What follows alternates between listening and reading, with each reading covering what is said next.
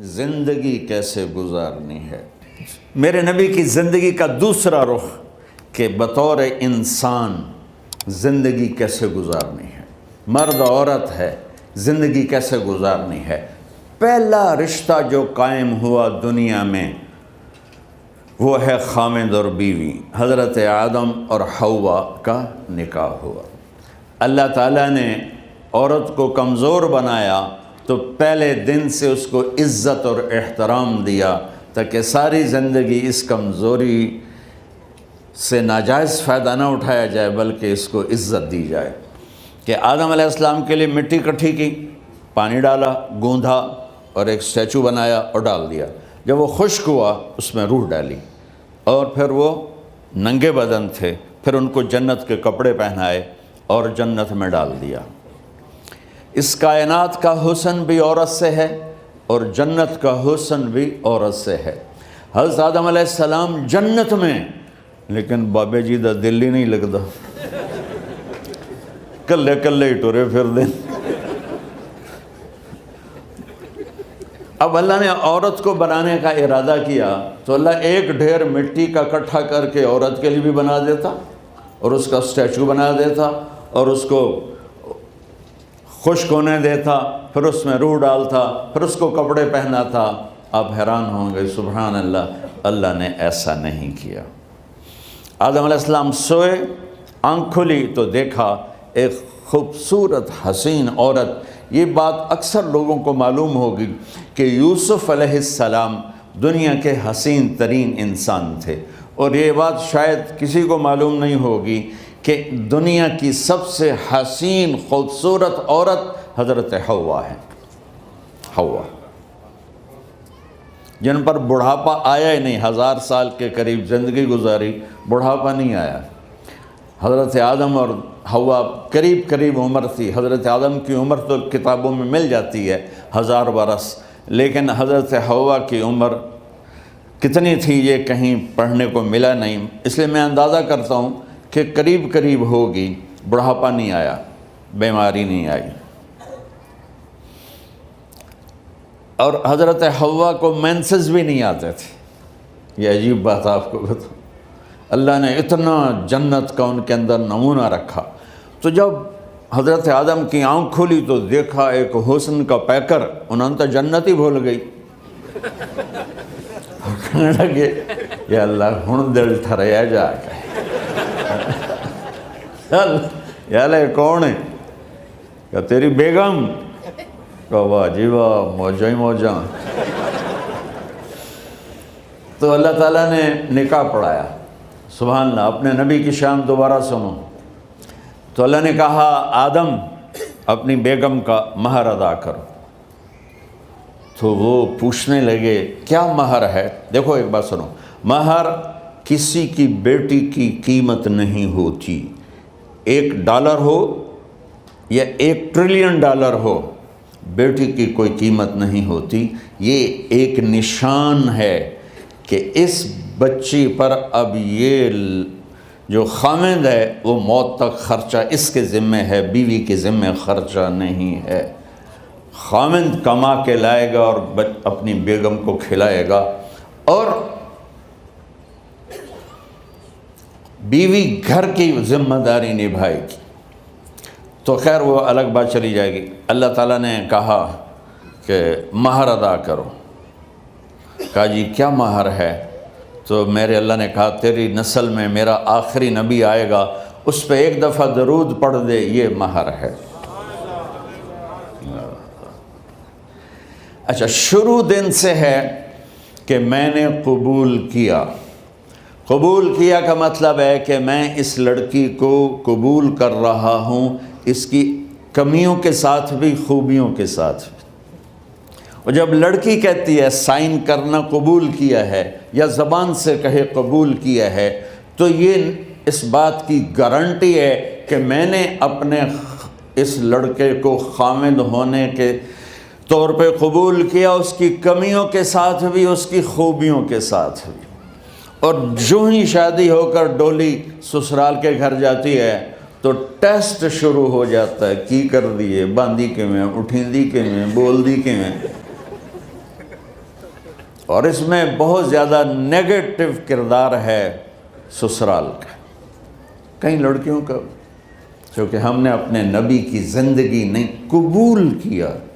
یہ واجب ہے کہنا قبول کیا، کہ جس میں پیغام ہے کہ اب میں اس کی میں کوئی کمی ہے وہ بھی قبول کروں گی، کوئی خوبی ہے تو سر ماتھے پر، اور لڑکا کہتا ہے کہ میں اسے قبول کرتا ہوں، اس کی خوبیوں کے ساتھ بھی کمیوں کے ساتھ بھی۔ یہ بات یاد رکھنا، پرفیکشن کبھی تلاش نہ کرنا، پرفیکشن کبھی تلاش نہ کرنا۔ اللہ نے 100 نمبر نہیں مانگے، 51، ایک نمبر اوپر ہو گیا۔ گناہ تمہارے 50 ہیں اور نیکی تمہاری 51 ہے، تو اس ایک پر ہم تمہیں جنت میں ڈال دیں۔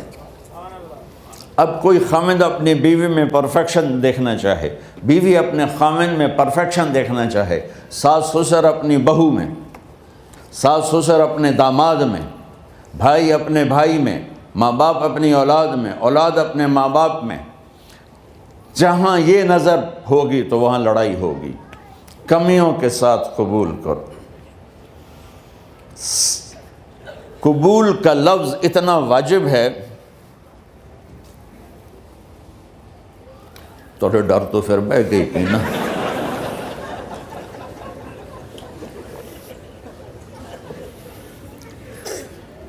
قبول کا لفظ اتنا ضروری ہے کہ اس کے بغیر نکاح ہی نہیں ہوتا۔ میں یہ کئی جگہ لطیفہ سنا چکا ہوں، اور واقعی قصہ بھی ہے، ایسے لطیفہ نہیں ہے۔ میرے دوست ہیں، ذمہ دار ہیں اچھے، تو ان کے گاؤں کا ایک بچہ چھوٹی عمر میں بسوں پہ جا کے نا وہ جاب پہ لگ گیا، تو اس کا کام ہوتا ہے بس کو صاف کرنا، ڈرائیور کو چائے پلانا، اور جہاں کہیں رش ہو تو اس کو ڈائریکشن دینا، استاد جی کٹ لو، استاد جی آن دیو، استاد جی جان دیو، تو یہ اس کا محاورہ بن جاتا ہے۔ اب اس کا نکاح ہوا تو مولانا صاحب نے کہا بھائی عبد الرحمن، میں فرضی نام لے رہا ہوں، نام مجھے اس کا یاد نہیں، عبد الرحمن زینب بنت اسلم نو تیرے نکاح دیتا 500 مہر تو قبول کیتا؟ تھوڑی دیر سوچ کے کہندا جی آن دیو۔ اس نے ساری زندگی آن دیو ہی سیکھا تھا، تو اس کے بھائی نے اس کو کوئی نہیں ماری، تو کہنے لگا جی جان دیو۔ مولانا صاحب نے کہا آن دیو جان دیو نال کم نہیں بننا، تو آگا میں قبول کیتا۔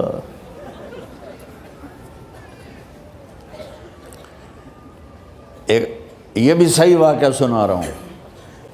ایک نوجوان نے بیوی کو 3 طلاق دے دی کٹھی، اب ہو گیا پریشان، مولانا صاحب کے پاس گیا، کوئی میرے جیسا ہوگا، مولانا صاحب 3 طلاق دے بیٹھا، کوئی مسئلہ کا حرام؟ کہا جی کوئی رستہ حرام، کوئی گنجائش حرام۔ اس نے جیب سے موٹا سا لفافہ نکالا اور مولانا کے جا نماز کے نیچے ڈال دیا، کہ مولانا صاحب کوئی گنجائش؟ کہ ہن تو سوچنا ہی پوے کی آکھیا یہ تو اپنی بیگم نو؟ اس آکھیا جی میں آکھیا ہی 3 طلاق، اس آکھیا مبارک ہوئے طلاق نہیں ہوئی۔ میں آکھیا جی او کیویں؟ آکھے او جڑا یہ طلاق ہے عربی دا لفظ، اس سے چاکھنا پمدا ہے طلاق۔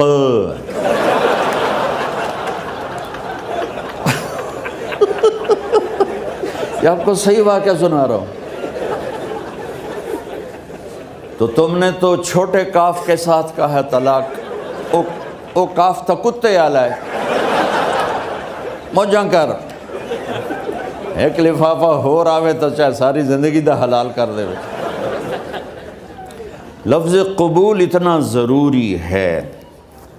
تو میرے نبی نے 11 شادیاں کی، اللہ کی قسم شوق کی نہیں تھی۔ ما تزوجت وما زوجت الا بوحی من السماء نزل به جبریل، کہ لوگوں سن لو میری بات غور سے، مجھے عورت کی کوئی رغبت نہیں ہے، میں نے جہاں شادی کی، جہاں بیٹی کی شادی کی، پہلے اللہ نے آسمان سے جبریل بھیج کے حکم دیا، پھر میں نے قدم اٹھایا۔ تو پہلا رشتہ خامند اور بیوی ہے جو اس کائنات میں جڑتا ہے، یہ دنیا کا سارے رشتوں میں نمبر 1 رشتہ ہے، سب سے خوبصورت رشتہ ہے، سب سے اہم رشتہ ہے، سب سے بڑا رشتہ ہے۔ والدین کے لیے چند آیات ہیں، اولاد کے لیے چند آیات ہیں، بہن بھائیوں کے لیے چند آیات ہیں، خاوند اور بیوی کے لیے سینکڑوں آیات ہیں، سینکڑوں۔ تو اگر آپ اپنے گھروں میں کامیابی دیکھنا چاہتے ہو، اپنے گھر کو ہاؤس کی بجائے ہوم دیکھنا چاہتے ہو، خوشی کا اگر آپ اسے گہوارہ بنانا چاہتے ہو، اللہ کی قسم ڈگریوں سے نہیں ہوگا، محبت سے ہوگا۔ میرے نبی سے پوچھا گیا یا رسول اللہ اسلام کا سب سے مضبوط عمل، نہیں، میرے نبی نے سوال کیا، بولو بھائی اسلام کا سب سے مضبوط عمل کیا ہے؟ صحابہ نے کہا نماز۔ نہیں، سبحان اللہ، ابھی میں نماز کی کتنی اہمیت بتا چکا۔ انہوں نے عرض کیا جہاد، آپ نے فرمایا نہیں۔ تو صحابہ نے عرض کیا روزہ، آپ نے فرمایا نہیں۔ اللہ اکبر۔ کہ یا رسول اللہ حج، آپ نے فرمایا نہیں۔ تو سارے صحابہ حیران ہو گئے، یا رسول اللہ نماز، جہاد، روزہ، حج، تو پھر کیا ہے؟ اب سننا سارے بہن بھائی، مستورات، بچے بچیاں، آپ نے فرمایا اسلام کا سب سے مضبوط اور بڑا عمل ہے آپس میں اللہ کے لیے محبت کرنا۔ اگر آپ اپنے گھروں میں حسن دیکھنا چاہتے ہو تو ایک دوسرے سے محبت کرو، اظہار محبت کرو، اور محبت کے پیدا ہونے کے لیے بہت ساری چیزیں ہیں، لپیٹ کے 2 میں کر لیتا ہوں، 2 میں۔ بیوی کی خوبی دیکھو، کمی نہ دیکھو، خاوند کی خوبی دیکھو، کمی نہ دیکھو، پہلی بات۔ دوسری بات، اس زبان سے زہر نہ اگلو محبت کے پھول، اس زبان سے کڑوے جملے نہ ہوں، طنز نہ ہو، ٹانٹنگ نہ ہو، بےعزت نہ کرو، انسلٹ نہ کرو، تو آپ کے دل جڑ جائیں گے۔ یاد رکھو شکلوں سے زندگی آباد نہیں ہوتی، زندگی اخلاق سے آباد ہوتی۔ تو اپنے گھر سے ٹانٹنگ نکال دو۔ نہ کہا کا مطلب ہے بارش کا زمین میں جذب ہو کر یکجان ہو جانا، 2 زندگیوں کا محبت میں جذب ہو کر یکجان ہو جانے کو نکاح کہتے ہیں۔ نہ کہا آنکھوں میں نیند کا اتر کے سلا دینا، نہ کہا خاوند اور بیوی کا ایسی محبت دینا کہ چین کی نیند آ جائے، نہ کہا اعتماد کرنا، بھروسہ کرنا، خاوند بیوی پہ بھروسہ کرے، بیوی خاوند پہ بھروسہ کرے۔ اے نوے لوک کے فون چیک ہو رہے ہوئے، کال کتنے کی تھی، کال کتنے کی تھی۔ عزت دو، اعتماد کرو۔ چوتھا مطلب درخت کا چھاؤں بنا دینا، نہ کہا میاں اور بیوی، خاوند اور بیوی کا محبت کی ایسی چھاؤں بنانا کہ اس کے نیچے اولاد کا پودا خوبصورتی سے پیدا ہو سکے۔ نہ کہا، صرف لفظ نکاح کے مطلب بتا رہا ہوں، نہ کہا مریض کو، کدھر ڈاکٹر بیٹھے ہیں، میرے سامنے بیٹھے ہیں، مریض کو دوا ایسی دینا کہ وہ شفا یاب ہو جائے، آپس کے ایسے تعلق بنانا کہ زندگی کو شفا مل جائے۔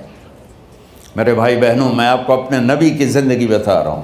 میرے نبی نے 11 شادیاں کی، اللہ ذوالجلال کی قسم، صرف ہمیں زندگی سکھانے کے لیے کہ گھر کی زندگی کیسے ہوتی ہے اور اولاد کو کیسے پالا جاتا ہے۔ اب لوگ کیا مجبوریاں ہیں کہ عورت بھی جاب کرتی ہے، مرد بھی جاب کرتا ہے۔ عورت کی سب سے بڑی جاب اپنی نسل کو پالنا ہوتا ہے۔ جب یہاں ٹائم نہیں ملتا بچے کو، نہ ماں سے ملتا ہے نہ باپ سے ملتا ہے، تو پھر وہ جنگل کا پودا بن جاتا ہے۔ یہ تو وینکوور ہے، فیصل آباد کی بات سناتا ہوں۔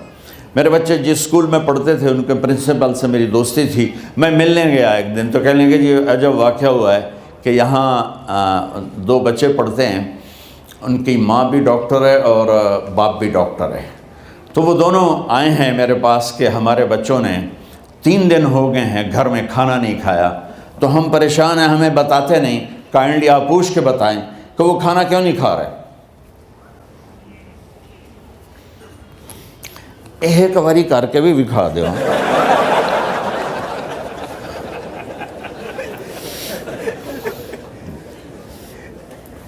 ہمارا دین اتنا خشک نہیں، ہمارے مولوی صاحبان نے زیادہ خشک بنا دیا.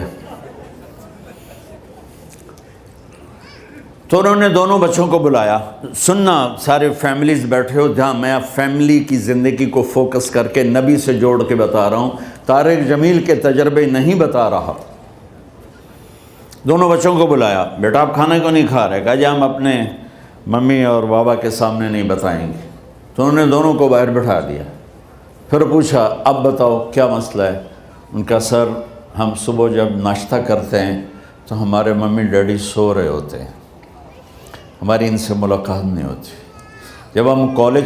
جب ہم اسکول سے واپس آتے ہیں تو ممی ڈیڈی اپنے میڈیکل کالج میں ہوتے ہیں، ہاسپٹل میں ہوتے ہیں، تو ہمیں ان کو دیکھنے کا موقع نہیں ملتا.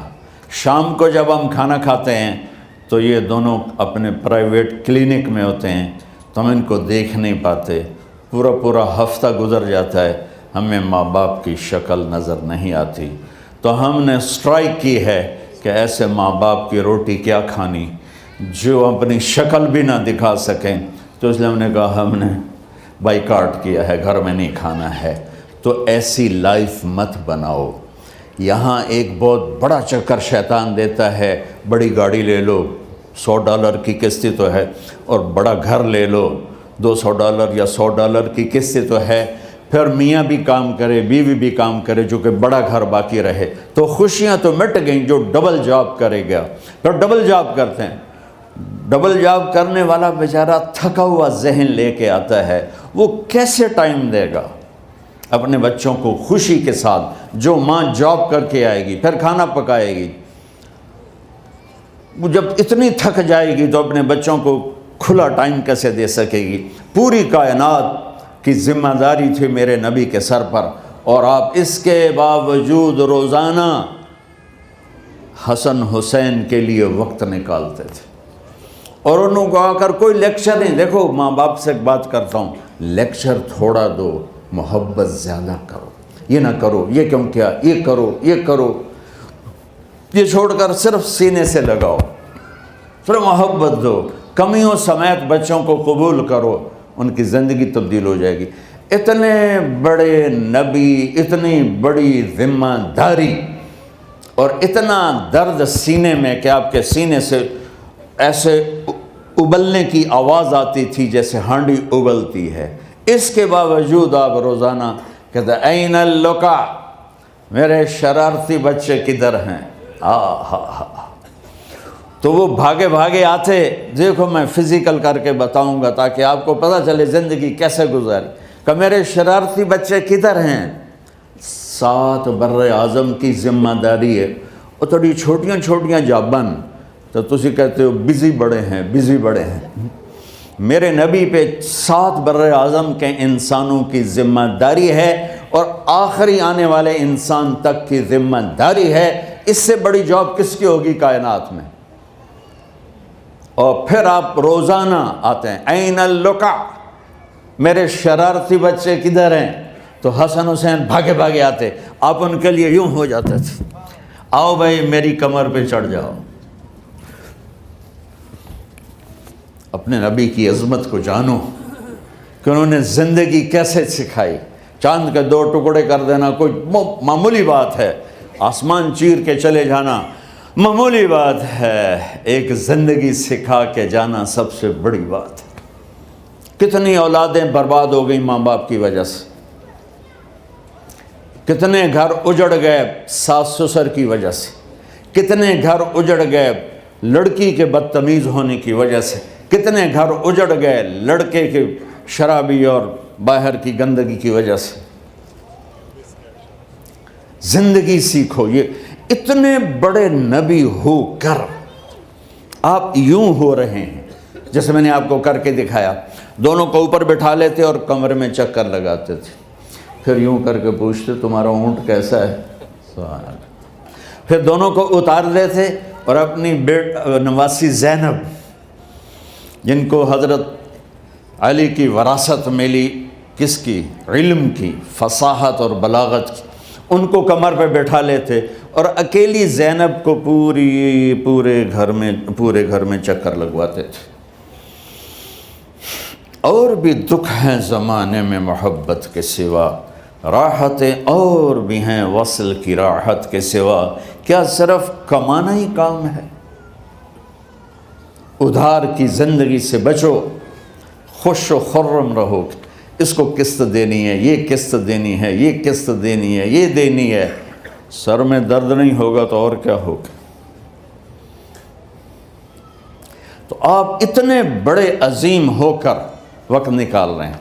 اور حضرت ابو ہریرہ فرماتے ہیں میری آنکھوں نے دیکھنا سارے کہ آپ نے کبھی حسن کبھی حسین، یہاں جیسے مائیں کرتی ہیں ادھر کھڑا کیا ہوا ہے اور جھولا جھولا رہے ہیں ایسے، اور ان کے دونوں ہاتھ پکڑ کر کہہ رہے ہیں آ جاؤ، اوپر آ جاؤ، اوپر آ جاؤ، آگے پہاڑی ہے، اوپر آ جاؤ، آگے پہاڑی ہے۔ تو ایسے ایسے آتے، اور اوپر آؤ، وہ یہاں آ جاتے، آگے آؤ، وہ یہاں آ جاتے، آگے آؤ، وہ یہاں آ جاتے، تو پھر آپ یوں ہو جاتے، آگے آؤ، تو چڑھتے چڑھتے یہاں آ جاتے، یہاں جب وہ یہاں آ جاتے تو آپ ان کے ہاتھ فکس کر کے آگے بڑھ کر ان کے ہونٹوں کا بوسہ لیتے اور کہتے یا اللہ میں ان سے پیار کرتا ہوں، تو بھی ان سے پیار فرما۔